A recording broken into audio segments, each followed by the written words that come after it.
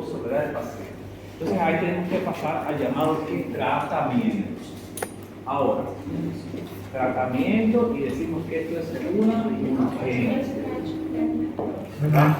Y como es una urgencia, tenemos que tratarlo con rapidez. O sea, el objetivo del tratamiento, ¿cuál sería? Aliviar los síntomas de manera rápida.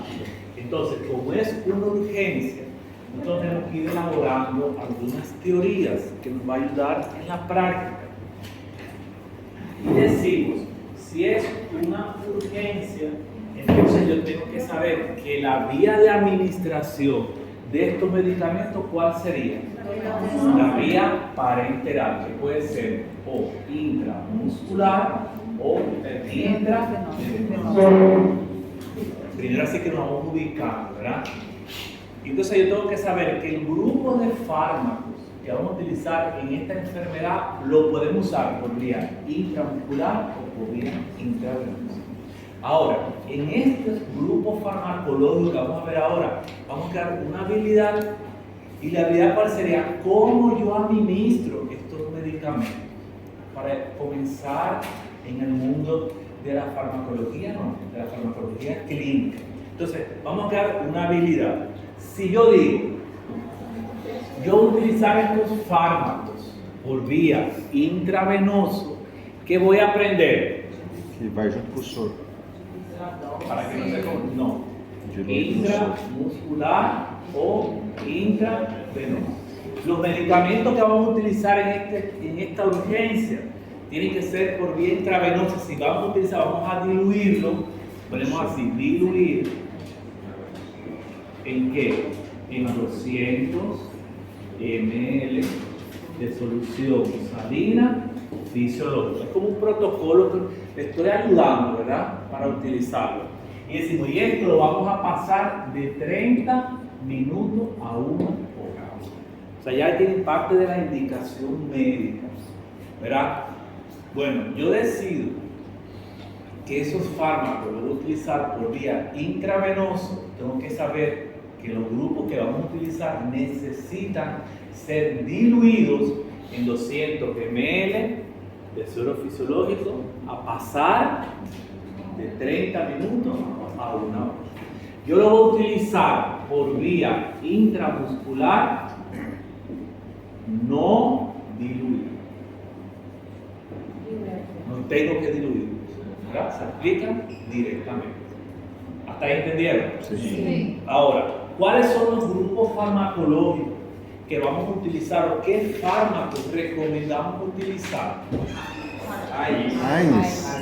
AINES, ¿verdad? El primero sería los AINES, que estaremos actuando sobre el aumento, la acción de la prostaglandina. Entonces podemos utilizar un AINES.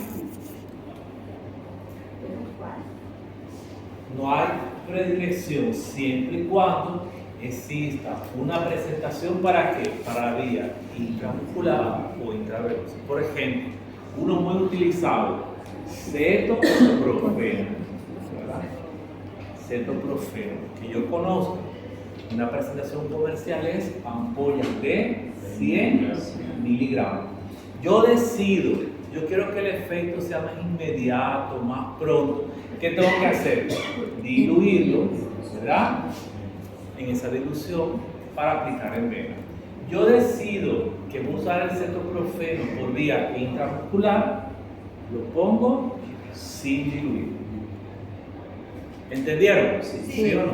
Sí. Otro antiinflamatorio no esteroideo que yo conozca, que se comercializa para vía parenteral, está el diclofenaco, por ejemplo. Diclofenaco sodio. Entonces, ¿qué me tengo que aprender? Que las ampollas que hay son de 75 miligramos. Yo decido utilizar el diclofenaco endovenoso, lo voy a diluir en 200 ml de suero fisiológico. ¿O qué significa? Uno u otro, no los dos. O paso cetoprofeno o paso diclofenaco. Otro, creo que existe, ¿verdad?, muy conocido, llamado ketorolaco. ketorolac, que las ampollas son de 60 miligramos. Yo quiero usar ketorolac endovenoso, ¿qué voy a hacer? Diluir en 200. Diluir 200 ml. O sea, uno u otro, porque los tres tienen el mismo efecto farmacológico. Paso cetoprofeno, o paso diclofenac, o paso ketorolac, el que tengan disponible en presentaciones que se puede usar por vía parenteral. ¿Hasta ahí entendieron? Sí. Si ustedes deciden usar diclofenac por vía intramuscular, No se directamente, Sim, sin diluir. ¿verdad? Recuerden que los AINES tienen una pequeña complicación intravenosa que si se extravasa, o sea, si pasa, pues puede provocar celulitis, ulcerarse, francas necrosis, que son muy agresivas, flebitis. Por eso recomendamos en diluir de 200 ml. Le voy a poner aquí otra cifra, por si lo leen y no se sorprendían de que yo no se los di. Hay autores que plantean que se puede diluir hasta en 500 ml. Legal. O sea, los AINES, entre más diluido, menos probabilidad de efectos colaterales. Ótimo. En el caso de algo local, ahí localmente son sus mayores efectos. Cuando, por un motivo u otro, se extravasa el medicamento, puede provocar llegar hasta la necrosis tisular. Y ustedes han visto por ahí muchísimos artículos que personas que no han tenido la mala dicha, las tienen que amputar el miembro, pero porque se ha pasado de manera directa. Algo que vemos a diario en los hospitales, que estos medicamentos los pasan en 10 o 20 ml de suero fisiológico y los pasan en fracciones de segundos.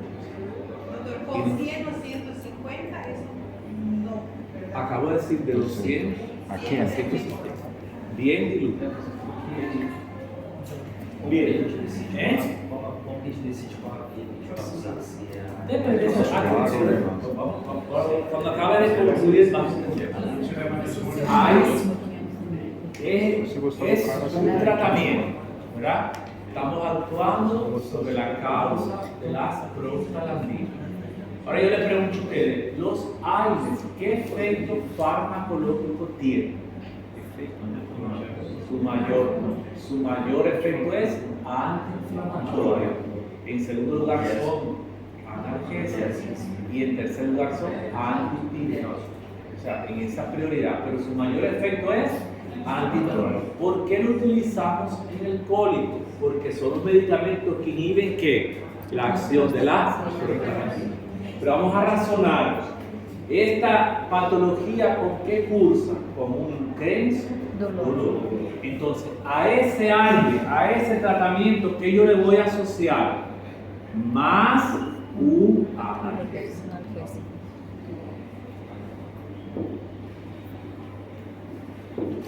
Yo necesito provocar ¿qué? Analgésico. ¿Verdad? Ahora, ¿qué analgésico utilizamos?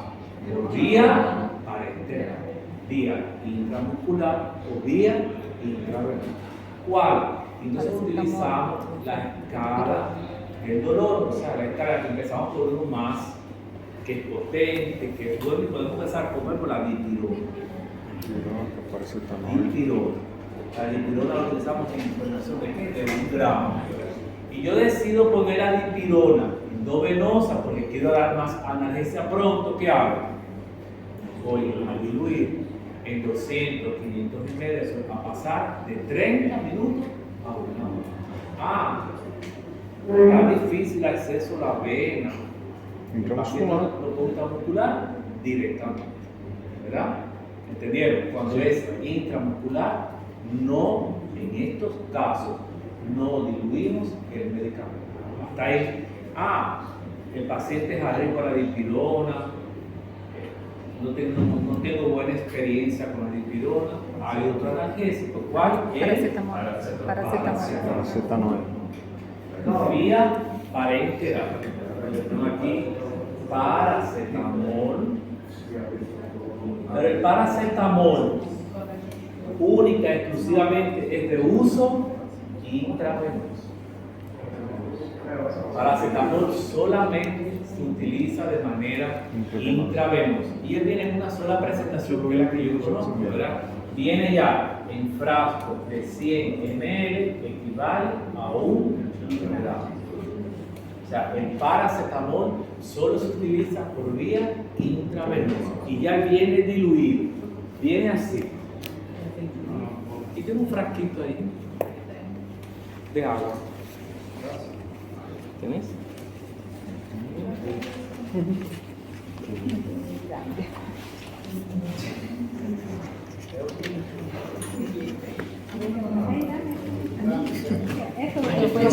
No es tema puro. Miren, el paracetamol viene así, justamente así, ya viene preparado, 100 ml y dentro de esos 100 ml que tiene, 1 gramo de paracetamol. Ya ese no hay que diluirlo, ya viene en una presentación exclusivamente para vía intramuscular. Ya ese no hay que diluirlo. Intravenosa, Sí, intravenosa. ¿De la intramuscular? Sí. Bueno, aquí está la intravenosa. ¿Verdad? Ya, el paracetamol, esa es la única excepción. Ahora, tenemos otra opción que no es el paracetamol. Ou é paracetamol ou é dipirona. El paracetamol es analgésico y antipirético. Tenemos otra opción, un analgésico más potente, un opiáceo menor, que es el llamado ¿qué? Tramadol. Tramadol, acá, por donde ustedes van a estar ahí, las ampollas son de 100 miligramos. Igual, yo quiero usar el tramadol por vía intravenosa, ¿qué tengo que hacer? Diluirlo en 250 ml a pasar de 30 minutos a 1 hora. Igual, quiero utilizar el tramadol intramuscular, lo ponemos directamente intramuscular. Acá con el analgésico, les recuerdo que revisen la llamada escalera del dolor, donde el médico debe empezar de manera escalonada. No tienen por qué empezar precisamente por el tramadol como la primera y única opción, porque si después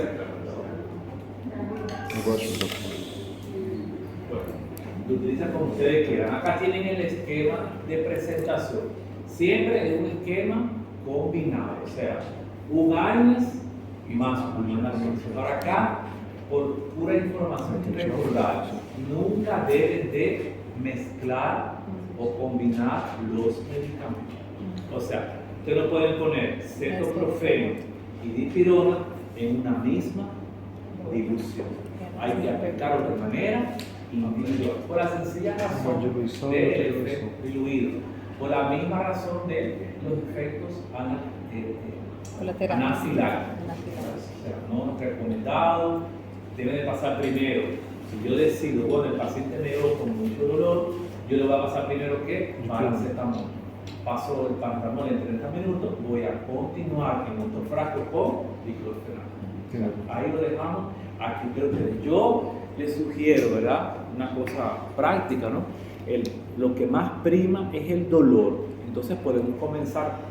El orden no alterará el producto, pero a modo de sugerencia, ¿verdad? El paciente, fue como les dije al inicio, el dolor es una sensación subjetiva. No le puedo decir que es estándar para todos los pacientes. No todo el mundo tiene un grado de susceptibilidad, de receptividad ante un dolor. Entonces, ¿qué pueden hacer? Valorar. Hay personas que están muy desesperadas, ¿verdad? Entonces, empiezan con la dipirona y después terminamos mi paso. ¿Qué es lo que sí no puede faltar? Ni el aire ni el analgésico. Eso sí no puede faltar. Que en el orden que ustedes lo apliquen, yo creo que es mejor ser flexible, dejarlo a la medicina individual y particular para que ustedes decidan. El orden no altera el resultado ni el producto ni nada. O sea, yo humildemente lo dejo como si hay demasiado dolor, porque hay personas que son intolerantes al dolor, ¿verdad? Sí. Entonces yo les sugiero que comencemos con el analgésico. Le aplicamos analgésico y completamos el tratamiento con los llamados AINES. ¿Por cuánto tiempo entre espacios de que aplique mi analgésico? É só acabar. Terminando, Acabou o yo puedo soro de um, vai poner... outro. Entonces ahí ya tienen el esquema. Eso es una, digamos, una recomendación farmacológica, no mezclar. Por ejemplo, tampoco malinterprete. Hay muchos médicos que dicen, profe, si yo le pongo el cetoprofeno intramuscular, le puedo poner al mismo tiempo dipirona endovenosa. No, porque estás haciendo algo. Vai fazer efeito ao mesmo tempo, vai dar ataque na frente. No mezclar los medicamentos. Otra sugerencia farmacológica que les puedo dar, ¿verdad? Los medicamentos que necesitan un tiempo para hacer su acción farmacológica. Entonces, algo que pasa en la práctica, comenzamos a aplicar el medicamento, ha goteado 20 ml y empieza el enfermero o el familiar, está igual, no se alivia el dolor, doctor, está todo igual y todavía no ha terminado de suministrar el medicamento. Hay que tener un poquito de ser explícito, de explicarle al acompañante, al enfermo que tiene que esperar, porque muchas veces cuando no esperamos la hora, pues podemos cometer un error, la sobredosis, ¿verdad? Viéndose los efectos vagales, puede provocar hipotensión, bradicardia. Entonces nosotros mismos estamos buscando nosotros un problema a nosotros resolver. Los medicamentos tienen lo que se llama vida media, biodisponibilidad. Revisen eso para que vean que estos fármacos necesitan mínimo 30 minutos para absorberse y comenzar, iniciar su efecto farmacológico. Es una cosa muy importante que le puedo informar, ¿verdad? Cuando nosotros a veces nos damos llevar y somos, como digo la palabra, flaqueamos ante la sugerencia de un familiar o de un paramédico, es porque no estamos seguros de nuestros conocimientos. No se dejen impresionar porque el enfermero le diga a los 20 minutos que hay que poner algo más porque el paciente está, miren, ¿sabes qué? Está medicando, hay que esperar, los medicamentos requieren 30 a 1 hora para hacer su efecto, él está medicado, está ahí goteando el medicamento, hay que esperar, porque ha habido muchos casos, en muchísimas ocasiones, de bradicardia, ustedes lo conocen muy bien, pacientes que han pasado, que la han aplicado, que han tenido paro cardíaco, y es porque se ha pasado muy rápido. Ojo con eso, demórense 30 a 1 hora, no se desesperen. No están haciendo una mala práctica médica, no es una negligencia médica, es lo que dice la norma de farmacología. Certo. Estoy hablando de farmacología, además, que no es mi clase. Bueno, ahí tienen esas recomendaciones. Además de ese tratamiento que es estándar, es el clásico, con analgésicos y con AINES, yo tengo que tener un tercer tratamiento. ¿Y cuál sería? Muy famoso en medicina, tratamiento sintomático. ¿Y qué significa ese tratamiento en todas las patologías? Tratar los síntomas. Y ese tratamiento es individual, porque yo le dije a ustedes, no todos los pacientes van a tener ¿qué? Infección.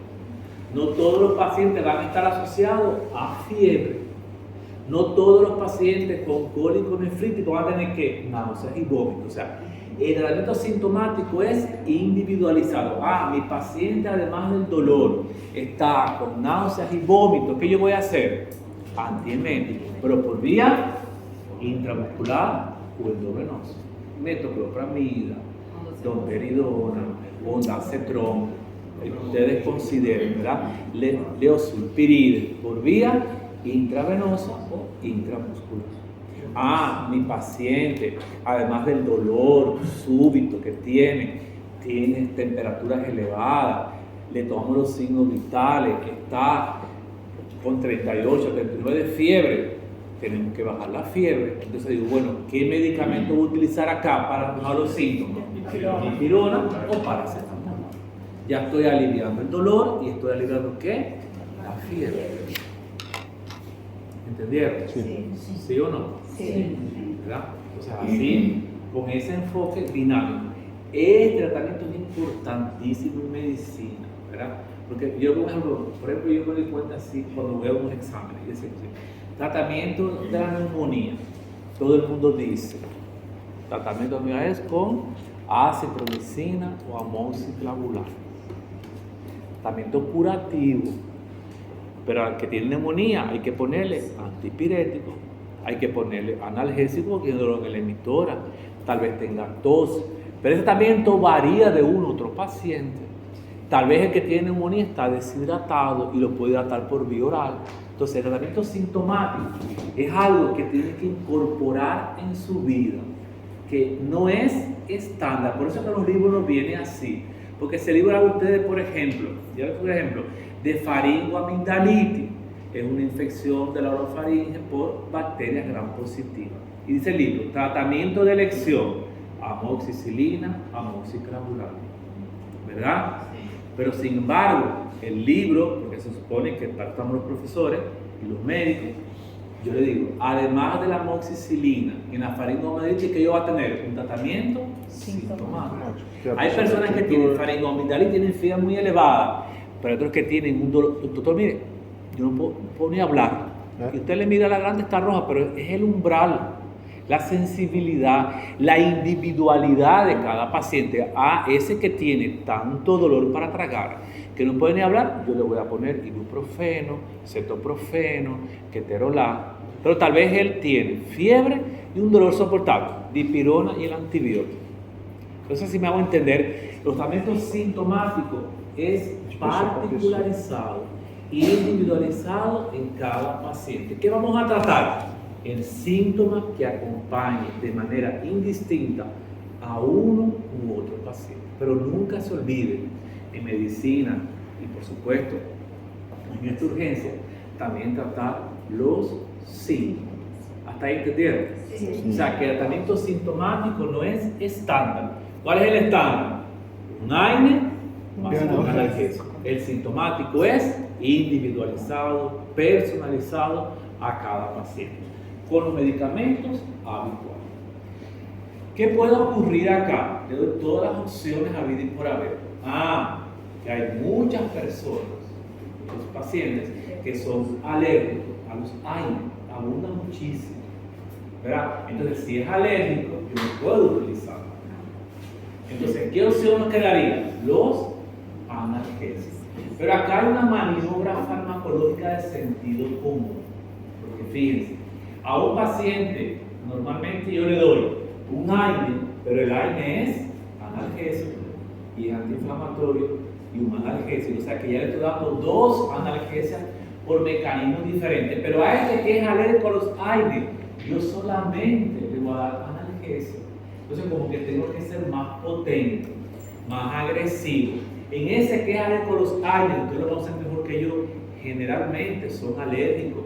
O dice las normas farmacológicas que deben andar con cuidado. ¿Con quién? Con la dipirona y el paracetamol. Entonces, ¿cuál sería el más recomendado? Tramadol, que es más potente y solamente le puedo ofrecer a ese paciente una opción farmacológica. Entonces, yo le voy a elegir un fármaco más potente porque es el único que voy a utilizar.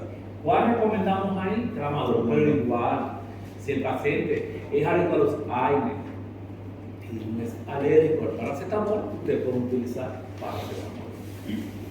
No es alérgico a la dipirona, uso dipirona, pero usar AINE. Le doy todas las opciones habidas y por haber para que no tenga ningún problema en la práctica.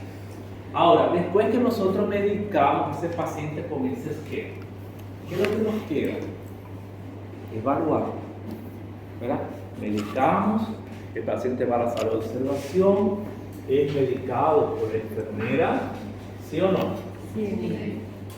Y nosotros después tenemos que ir, llamar a la enfermera, ¿para qué? Para que evaluemos que la respuesta al tratamiento, ¿sí o no? Sí. Entonces ahí, ¿qué es lo que nos queda? Evaluar.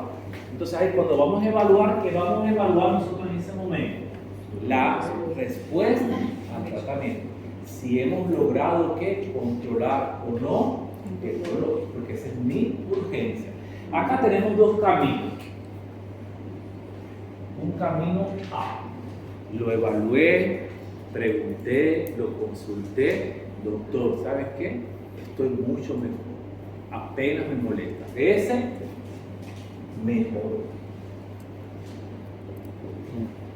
¿Verdad? Yo me personé, le pregunté, estoy mejor, ya no tengo más vómito, por ejemplo, ya estoy aliviado, estoy calmado, qué bueno, gracias. Bueno, ahí viene una sugerencia. En ese momento, usted podría hacer que ese examen físico que no habíamos podido realizar. Podríamos. Si no creemos oportuno o necesario, ese se va de alta. Pero se va de alta ¿con qué? Con tratamiento. ¿Con qué tratamiento? AINE Analgesia. más analgésico, pero por vía oral. A oral. No quiero ver si dolor. Porque es ahora una teoría. Yo no sé en qué libro los médicos la ponen eso. Dipirona sí fiebre. O sea, que yo tengo que esperar tener 38,9 de fiebre para tomar una dipirona. Tengo que esperar 2 o 3 horas para que baje la fiebre. Esos son los tratamientos de ahora. Yo cada vez que veo eso, quise hacer una foto y demandar a los médicos. Imagínense, usted empieza con malestar para la fiebre, 1 hora antes, calofrío ahí. Tiene que esperar que tenga 38,5 para que tome la dipirona. 2 o 3 horas. O sea, te pasas 4 horas con una fiebre. Entonces, en los cuadros agudos, gente, no se puede decir dolor. Yo sé que va a tener dolor a 8 horas, a 12 horas, ¿verdad? De 5 a 7 días. Y como se dice en medicina, a horario. ¿Qué significa eso? Cada tantas horas. Generalmente los AINE los utilizamos cada 8 o cada 12 horas. Y los analgésicos cada 8, cada 12 y en casos excepcionales cada 6. Pero recuerden que estamos haciendo un efecto analgésico por 2 grupos farmacológicos, o sea, un efecto potente.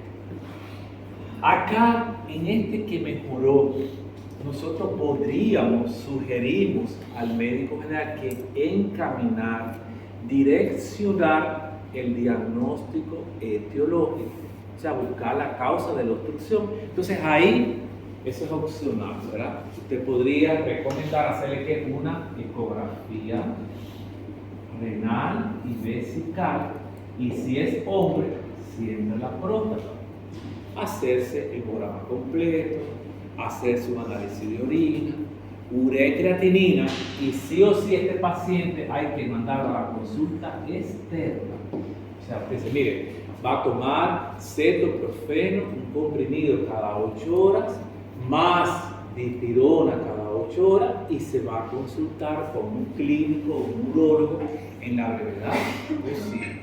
Es ahí, en esa consulta externa, ¿verdad?, en el consultorio, que el médico de atención trata de identificar la causa de la obstrucción y desencadenar todo el mecanismo para eliminar la causa, independencia de los hallazgos. ¿Entendieron? Sí. Más claro, entonces más preciso.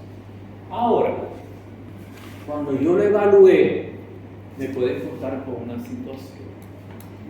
¿Cuál? Doctor, el dolor me continúa. La situación No de mejoró. O no se alivió, o como ustedes quieran llamarlo. No respondió al tratamiento adecuadamente, persiste el dolor. Ahí tenemos 2 opciones. Una primera opción. ¿Cuál sería? No, esa agresividad. Una primera opción, vamos a hacer un juego. No, acá no se mejoró, es un cólico, tengo que seguir aliviando el dolor. Escuchen, ¿qué podemos hacer? 2 opciones. La primera, ¿cuál sería? Una maniobra farmacológica. Bueno, si yo usé diclofenaco y dipirona, por eso yo le insisto, el error que cometemos todos, empezar con lo último. Ahora llegó un Hyundai 2024 XJ. Los demás autos no sirven. Ese fue el último que llegó, ese es el máximo, ¿verdad? Igual en medicina. No porque sea lo último, lo mejor, es una opción. Entonces, hay una cosa en la OMS que les invito a que se estudie, tratamiento escalonado del dolor. Por eso mismo, por el uso inadecuado. Entonces, yo por eso le digo, si llega con dolor, yo le voy a poner un cetoprofeno y le pongo una dipirona. Después de la hora, 2 horas, no se mejoró, yo tengo otra opción, tengo ahora el tramador, ¿verdad? Le paso el tramador, porque nunca se olviden que los medicamentos tienen efectos colaterales conocidos. El tramador es altamente, ¿qué? ¿Qué es lo que da? Taquicardia, vértigo, náuseas, mareo. Entonces, no hay por qué hacer de entrada enseguida. Por más que ustedes lo vean hacer. Esto se llama acá inteligencia médica, maniobrables, habilidad. Por eso recomiendo hacer un uso escalonado, ¿verdad? Uso cetoprofeno y dipirona, o cetoprofeno y paracetamol. No se alivió, entonces me queda un opioide menor, que es el tramador. Pero si usted comienza con tramador y no se mejoró, ¿qué es lo que le queda por aplicar? Vamos a hacer un Padre Nuestro y un rosario para que se alivie. Una macumba. O sea, hay que razonar la medicina. Por eso se llama tratamiento escalonado. ¿Por qué empezar con lo más agresivo? Y cuando empezamos con lo más agresivo, tenemos que mayor probabilidad de complicaciones. Entonces vamos a ir lentamente, paulatinamente.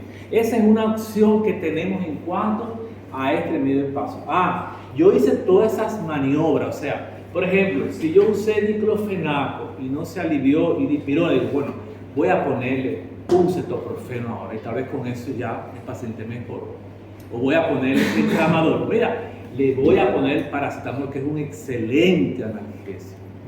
En Estados Unidos, por ejemplo, se conoce como Tylenol. No creo que haya un médico en Estados Unidos que hasta por hablar mandan Tylenol. Tienen una fe increíble. En urgencia lo que se pone es tramador, paracetamol, porque es que los médicos sabemos que estos medicamentos pueden dar efectos colaterales que nos pueden entonces complicar y le puede hacer daño al paciente. Se utilizan, vamos a usarlo racionalmente. O sea, ahí le digo, esa primera opción es a criterio del médico, pero que el médico no puede ser autónomo, tiene que guiarse por las normas. ¿Y qué dicen las normas? Usted va a tratar el dolor de manera escalonada, paso a paso. No mejoró con dipirona, voy al paracetamol. No mejoró con el paracetamol, voy a los opioides menores. No mejoró con los opioides menores, entonces me quedaría como última opción los opioides mayores, más fuertes. El más utilizado es la morfina. Pero yo veo muchas veces utilizar que una persona con un dolor y el médico, para terminar con la historia, le pone la morfina de entrada. Eso es un error médico. No está protocolizado. Sería la última opción. La morfina, donde ustedes están laborando, van a estudiar y viven, la presentación más disponible es de 10 miligramos en 2 ml. Y a veces viene en 1 ml. Ahora, la morfina vamos a utilizarla por vía intravenosa. ¿Cómo utilizamos esa morfina? Esa ampolla de morfina la voy a diluir. ¿En qué? En 10 ml de suero fisiológico. Esa ampolla de morfina yo la diluyo en 10 ml de suero fisiológico y le digo a la licenciada, va a pasar de 1 hasta 3 ml intravenosa. Ya no hay que diluirla porque ya está diluida. Y esa jeringa que yo diluí, tenemos que identificarla y poner aquí Antonio. ¿Qué significa? Que ahí hay 10 miligramos de morfina por si el paciente no se alivia o requiere volver a utilizar morfina, no tiene por qué desechar esa ampolla. ¿Entendieron? O sea, diluimos la ampolla de morfina en 10 ml y de esa mezcla, le digo que la pasa de esa dilución 2, 3, en dependencia de un ml intravenoso. Y esperamos. Esa es una opción. ¿Entendieron? A pesar de la morfina, cuando pasa media hora vamos a evaluar. Seguimos con toda. No se alivió. ¿Qué es lo que nos queda? Internación. En la sala de clínicamente. Se interna ese paciente y se cumplirá ¿qué? un esquema cada 6, cada 8 horas de que de un AINE con un analgésico a horario, y ahí ese que se internó porque no se alivió, el médico inicia ¿qué? El diagnóstico etiológico. Voy a preguntarme, pero ¿por qué este individuo, además de diclofenaco, paracetamol, morfina, no se alivió? Bueno, le voy a indicar ahí si al que está internado una ecografía urgente, análisis de orina, hemograma, buscando que la causa de por qué ese paciente no mejoró con el tratamiento estándar, ya está internado, pero ese paciente ya ha recibido varias dosis, entonces le voy a poner otra vez a las 4 o 6 horas otro tramador, o le voy a poner otra vez morfina, o le voy a seguir cada 8 horas con un analgésico, o sea, con el esquema, pero como decía medicina, a horario, cada 6, cada 8 o cada 12. Ya el médico internista, ¿verdad? El médico de internación va a definir qué está aconteciendo y solicitará, de ser necesario, oportuno y pronto, la audiencia de quien del urólogo. Si hay una obstrucción aguda, si hay una obstrucción completa, si hay dilataciones, entonces pues, el urólogo decidirá qué procedimiento quirúrgico va a realizar.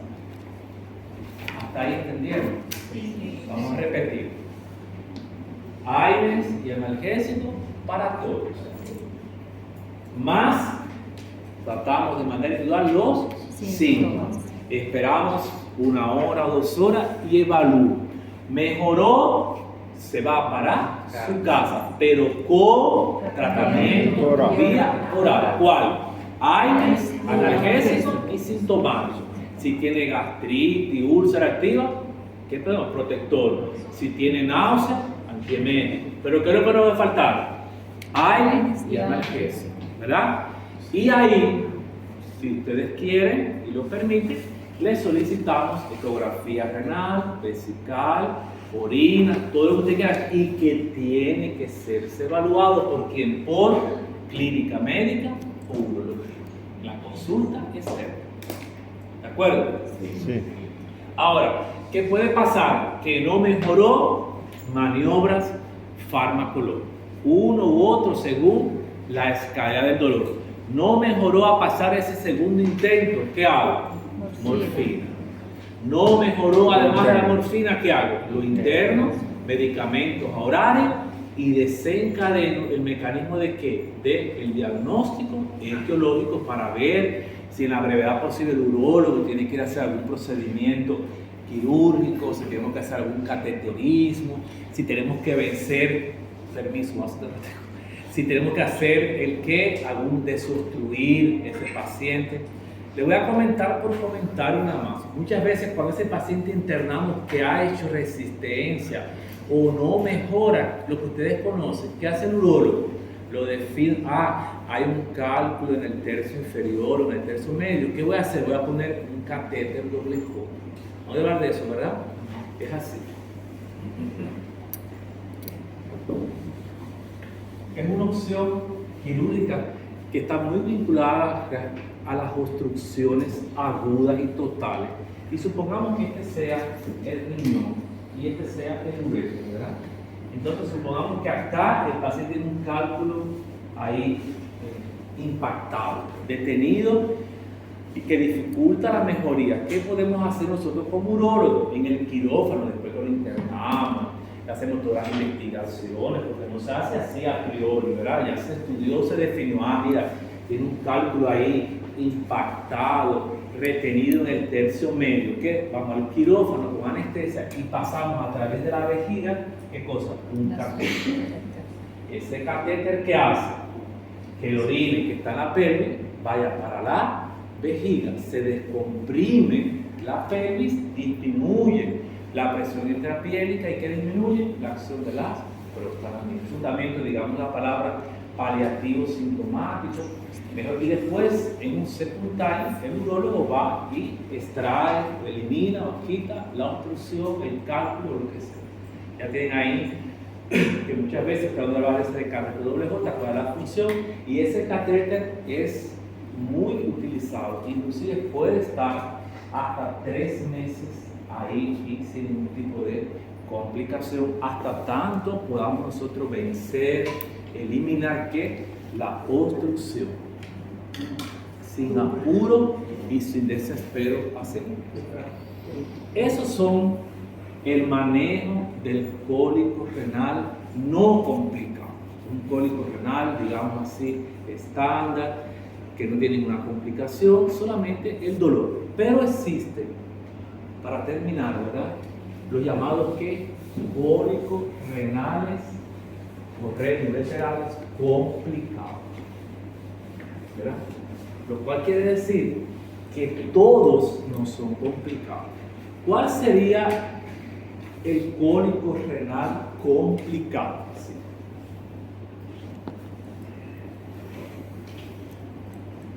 Y tenemos dos tipos. Complicado, puede estar complicado porque se llama cólico renal seco. ¿Qué significa seco? Sería este paciente que tiene todo ese dolor, pero está asociado a qué clínicamente o laboratorialmente, a signos de qué, de infección del tracto urinario. Aí é mais difícil. Dígase orinas piúricas. Cuando llegó, además del dolor, doctor, yo la pregunta que le dije a ustedes siempre, además del dolor, ¿qué se siente? Hay dolor, yo estoy con fiebre, le contato la fiebre, entonces ya es un criterio de infección. Estoy con disuria, doctor, me arde, sensación de quemazón, orino mal, molestoso, mi orina es turbia. ¿Qué piensa el médico? Pues hay que pensar en una infección. Entonces, cuando yo alivio el dolor, yo digo, a este no se va, este se queda y este le voy a hacer un hemograma y una orina simple, buscando que signos de infección de qué, del tracto urinario. ¿Entendieron? Sí. Sí. Sea de laboratorio, sea manifestaciones clínicas, porque también hay que ser realista. A veces estamos en un servicio de urgencia a las 2 de la mañana y no tenemos laboratorio, pero yo veo la orina que es piúrica y está con fiebre. Sospechamos que tiene una infección urinaria. Ese cólico nefrítico séptico, fíjense que tendrá todo el dolor, pero que tiene alguna evidencia clínica y laboratorial de qué, de infección del tracto urinario. Ese hay que internarlo, ¿verdad? Y además de todos los medicamentos para el dolor, ¿qué le voy a poner? Antibióticos. Una vez que yo tengo evidencia laboratorial de qué, de infección, que después, más adelante, vamos a estudiar infección del tracto urinario. ¿Entendieron hasta ahí? Sí. Ahora, pero ese cólico renal puede estar complicado con otra cosa más. Un cólico renal oligúrico. ¿Y qué es lo que es oliguria? Disminución del volumen urinario por debajo de 800 ml. Entonces, ese cólico renal asociado a qué? A volúmenes urinarios bajos, ¿qué tengo que hacer igual? Internación y estudiar y definir lo interno, hemograma completo, urea, creatinina. Le voy a medir el volumen urinario. ¿Qué le voy a hacer? Una ecografía renal, buscando que alguna causa obstructiva o buscando una causa que lo haya deshidratado y tenga oliguria. O sea, los cólicos nefríticos complicados, ¿qué necesitan?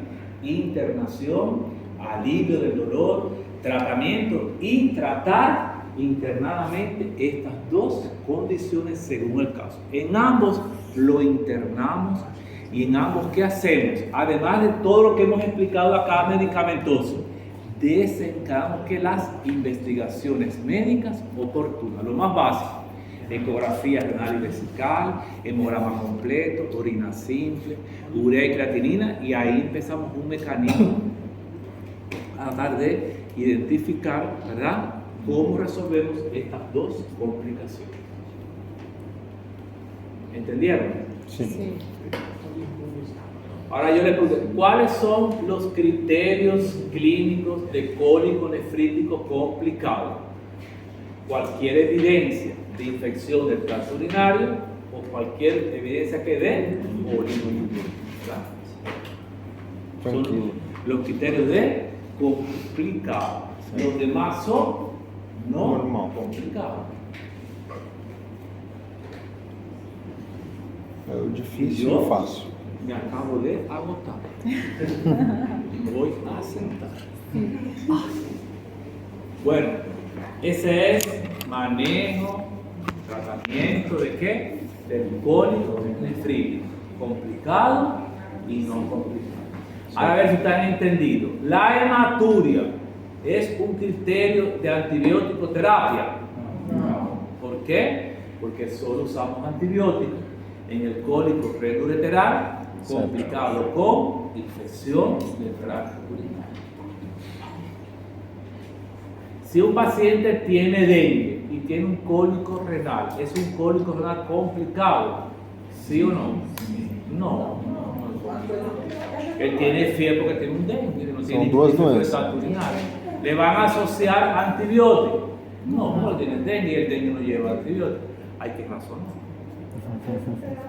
¿Verdad? Ah, pero tiene dengue y tiene un cólico renal, ese paciente, y está deshidratado, yo lo voy a internar. Pero si no, no. Tiene dengue, tiene cólico, le alivia el dolor, se mejoró, se va para su casa. ¿Le va a poner antibiótico? No. Le va a poner tratamiento para el dengue y para el cólico. Entonces yo sé como médico, con los pacientes con dengue, ¿podemos utilizar AINES? No. ¿Qué le mando? ¿Dipirona o paracetamol?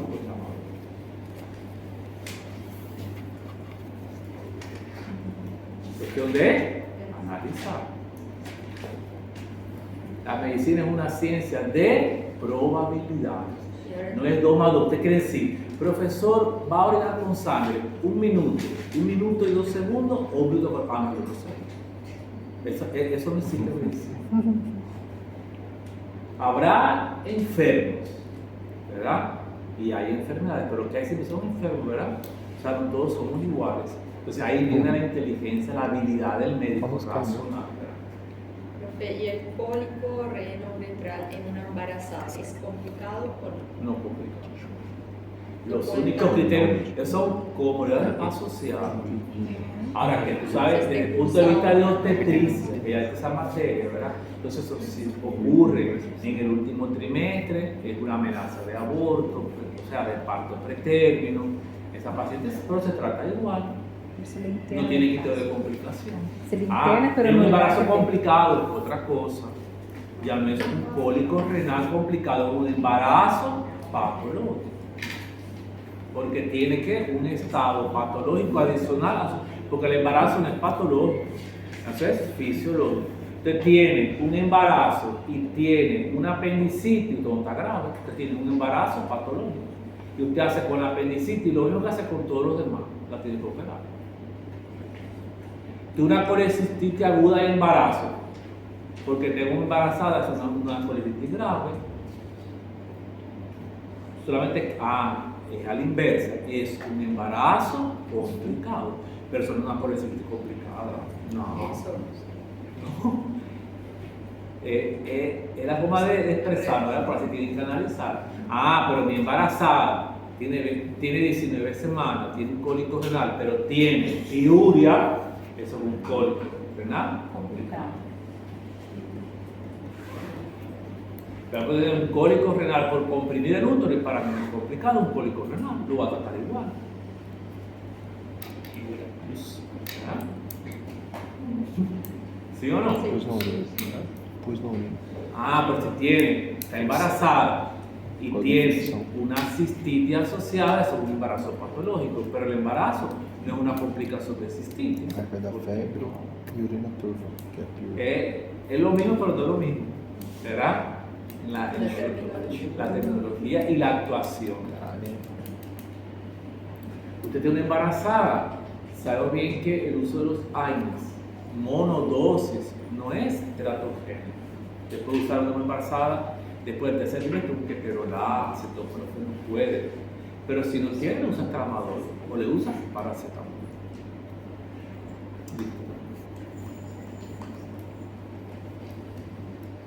algo más que se le ocurra preguntar que no ha quedado claro. ¿Verdad? Después, todos esos pacientes, por supuesto, en un segundo momento, de manera, digamos, urgente o no, tratamos de identificar ¿qué? La causa de la obstrucción. Porque el 90% es por cálculo, pero hay otro grupo de pacientes que es porque tiene un tumor. Mira, el embarazo es una causa de cólico renal, pero no es complicado. Será complicado si tiene que alguno de los criterios de complicación. ¿Entendieron? Sí. ¿Sí o no? Sí. ¿Alguna pregunta más? ¿Verdad? Ahí bien escalonado, bien así concreto, ¿verdad? ¿Cómo pueden actuar? Es una cosa que yo les invito, no que solo estudien para salir de urología de la norma, no. Es algo, aquí alguien trabaja en salud, enfermeros por lo menos. Tú no levanta con dignidad que eres enfermera, eso es un privilegio, tienes una profesión. ¿Verdad? Ustedes trabajan. Dice que si es enfermera y enfermero, hay enfermeros. Enfermeros. Ele está perguntando quem são enfermeiros na sala. Enfermero, ahí va. Yo le pregunto, ustedes que trabajaron en enfermería, ¿eso es poco o no es poco frecuente? ¿Se ve o no con frecuencia? Sí. Yo trabajo con niños. Ya es pensado. Pero los que trabajan con adultos y los que trabajan en cuerpos de guardia, hacen plantón en la sala de incluso es bastante frecuente, ¿sí o no? Más de lo que nos podemos imaginar. Yo creo que no pasa una semana en un servicio de urgencia que no vayan 4, 5, 10 pacientes con esa sintomatología. Es netamente del médico generalista. Bueno, esto es lo que digo, que estudien eso para la vida, no para aprobar el examen, pero para la vida. Son cosas que son importantísimas. Y acá, otra sugerencia que le voy a dar: apaguen el teléfono, porque me están grabando. Apaguen.